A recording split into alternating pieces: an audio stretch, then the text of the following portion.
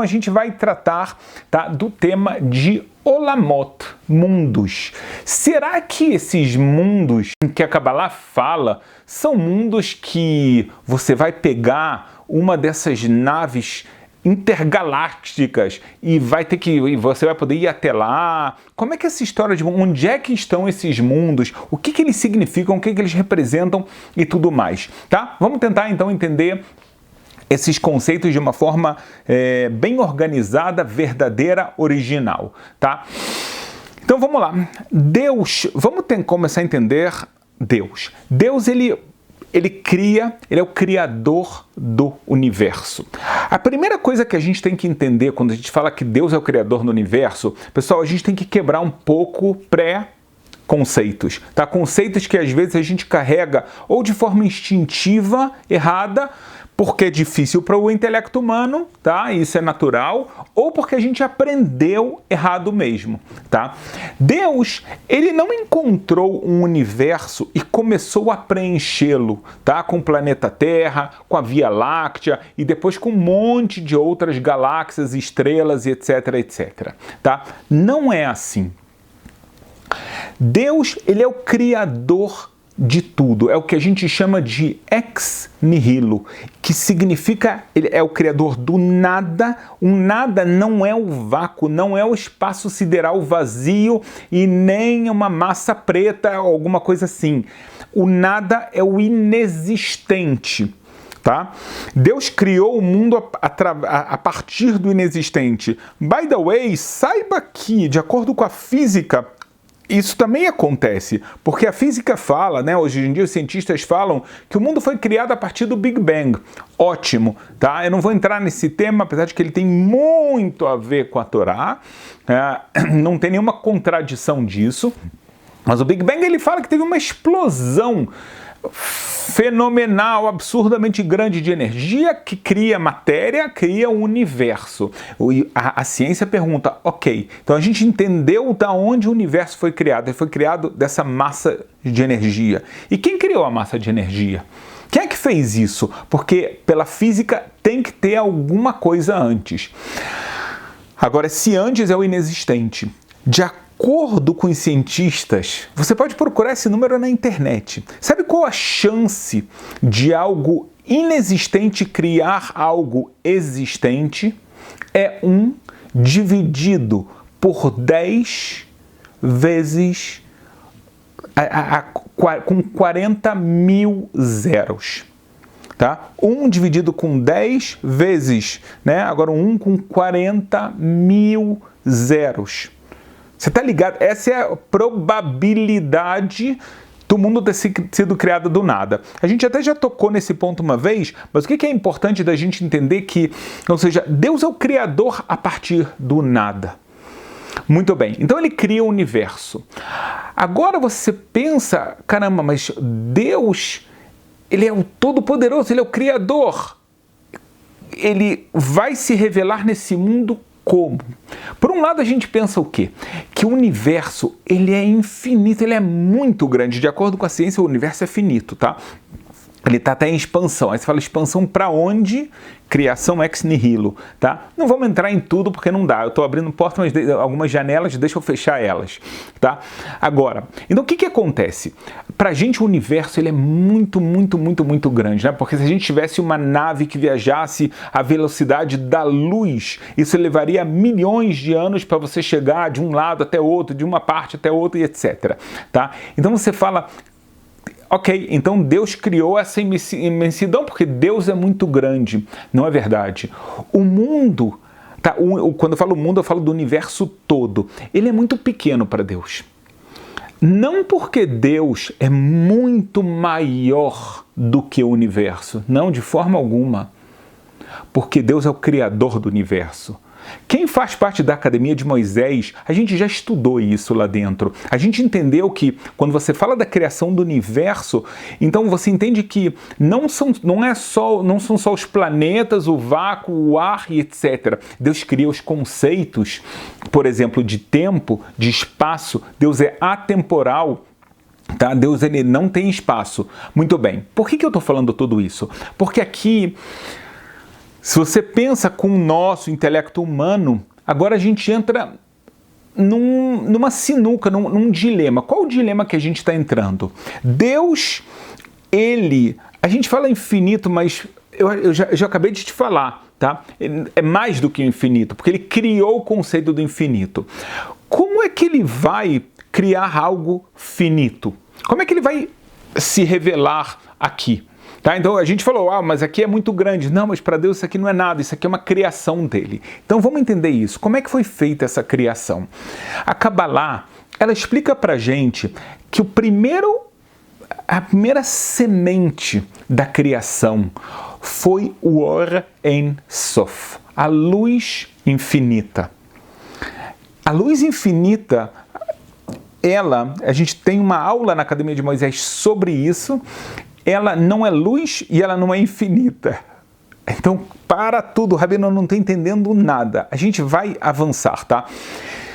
A ideia da luz é o que ela representa, tá? Ela representa prazer, ela representa bondade, isso de acordo com a Kabbalah. Qualquer pessoa que sabe o aramaico sabe decifrar o que ela quer dizer. E o infinito é a linguagem humana para falar algo que está acima do intelecto humano. Beleza. Só que, mesmo essa criação divina, ela não permite nenhum outro ser fora da própria luz que sai de Deus. Tá? Ou seja, é Deus completamente em tudo. Aí você fala, qual a diferença? Tem uma diferença muito grande.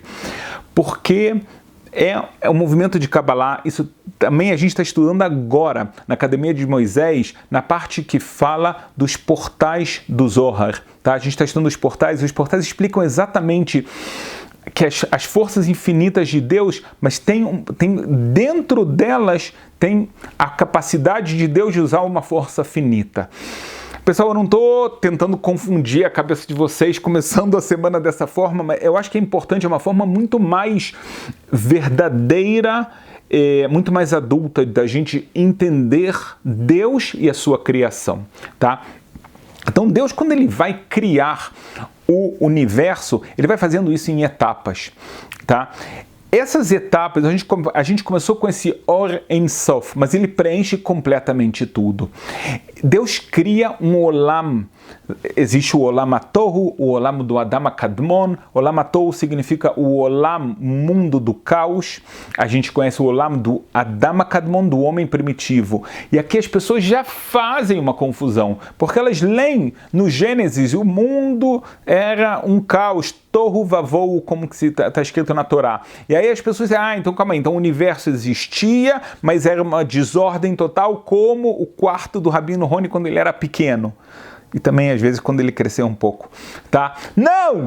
Não é o conceito de Olam, a gente está chegando nele, tá? Não é algo físico, não é algo que você pode chegar até lá, é um conceito. A Kabbalah, ela está, especialmente quando a Kabbalah, ela está tratando de conceitos espirituais, ela está tratando de conceitos aqui, nesse caso, para explicar a criação do mundo. Então, eu vou te dar um exemplo. O ser humano, ele tem 5 partes da alma dele, tá? Ele tem Nefesh, ele tem Ruach, ele tem Neshama, e ele tem Hayah e ele tem Yehidah. Cadê isso? Tá aqui dentro, tá no meu coração, tá na minha cabeça. Aonde tá essas coisas? Então, são níveis, não é verdade? São níveis de espiritualidade que o ser humano tem, até a capacidade dele de se ligar ao seu Criador. A alma tem completamente a ver, essa é a função da alma. Então o Olam que Deus vai criando, o que é? Na verdade, Olam, ele vem da palavra Ne'elam, em hebraico. É muito importante entender aqui o hebraico. Olam é mundo, Ne'elam é oculto. Quando Deus ele cria um Olam, na verdade, ele está criando uma forma de ocultamento. Ocultamento do quê? Dele mesmo. Agora veja só que coisa fantástica. Eu vou te ensinar aqui algo que ele é muito esclarecedor. Senta para entender isso aqui bem. Mesmo nos primeiros olamot, os primeiros mundos, eu gosto de falar em hebraico, não só porque eu estudo em hebraico e em aramaico, mas para que você não se confunda e você de novo pensa que olam é mundo, então ele está falando de Júpiter. Não, tá? A gente está falando de um conceito da Kabbalah. Então, quando você pega esse conceito de olam, e Deus cria o olam, o objetivo dele é ocultar cada vez mais o Or Ein Sof, a luz infinita. Por quê? Porque se você vai tendo a luz infinita, não dá para ver de tão grande, poderoso, potente, etc. que é. Não há espaço para outra coisa, nem para outra criatura fora dessa luz infinita. Ou seja, a criação do universo, ela só pode existir quando Deus vai se ocultando. E aí ele vai permitindo a criação de alguma outra coisa que ele mesmo está criando, tá? Mas tudo dentro dele, tá? Dentro de uma das forças dele. Fantástico. Os primeiros olamot, a gente agora não vai tocar tanto neles, tá? Eles vão... Eu quero chegar nos olamot que tem mais a ver com a gente. Talvez em outra oportunidade a gente vai tentar falar um pouco desse olam da Tou, esse olam do caos, e aí existe o que a Kabbalah chama de Shvirat HaKeilim, a quebra dos instrumentos, tá? Ou seja, a luz quebrou esse olam e aí ele cria mais um outro olam. Em outras palavras, a luz predominava completamente, então não havia ainda espaço para a criação de do universo, tá? Dos conceitos, do tempo, do espaço, do amor, de tudo que a gente conhece, tá? Mesmo dos anjos. Não há espaço para isso. Então o que Deus fez? Ele faz eu estou resumindo aqui. Ele faz o Tzimtzum. Fantástico. O que é o Tzimtzum? Aqui é uma força de Deus de contração dessa luz. Por quê? Porque então, através da contração, através do Tzimtzum, é que ele vai criar agora Olamot. Ele vai criar mundos. Ele vai criar o seu ocultamento, o que vai permitir a criação do universo. Agora é interessante. Quer dizer que cada olam que é criado, ele... Vamos falar já depois do Tzimtzum mais famoso que a gente conhece, da contração mais famosa, Deus ele cria o olam da Atzilut, o olam da emanação. Esse olam não tem nenhum ser, eu não estou falando de ser vivo com corpo alguma coisa, nenhum anjo, porque ele ainda é a luz infinita domina completamente. Então o Olam Atzilut, o Olam da emanação, tá? É um Olam que ele está completamente ligado ainda à luz infinita. Mas o que ele tem de tão especial? Ele é a preparação, ele que permite a criação do Olam da criação. O Olam da criação, ele é chamado na Kabbalah da criação ex nihilo. E isso a gente ainda não está falando de planetas, nada físico, completamente nada físico, a gente só está falando de conceitos. O que acontece desde da criação do Olam da emanação para o Olam da criação, mais uma contração. Na verdade, aqui, se a gente é mais exato, quem estuda Kabbalah sabe, a forma correta de falar isso é parsá. Parsá em hebraico significa pegada, significa pata mesmo do cavalo, de coisas assim, não tem nada a ver com isso, tá? O conceito cabalista aqui a gente traduziria como uma espécie de filtro. Aqui é criado um grande filtro para sair do Olam da emanação para o Olam da criação. Aqui já há espaço para a criação de anjos. Depois, a gente tem mais uma parsá, é criado o Olam da formação. Ou seja, a luz divina, ela é filtrada. a presença divina ela vai se tornando cada vez mais oculta, porém, ela ainda é completamente oculta. Por isso que nesses Olamot não existem seres humanos, só existem anjos. Qual a diferença? O anjo, ele percebe a presença divina claramente. A partir do momento que ele percebe a presença divina, então ele praticamente não tem livre-arbítrio. Então a gente está falando ainda no mundo que a presença de Hashem está muito clara.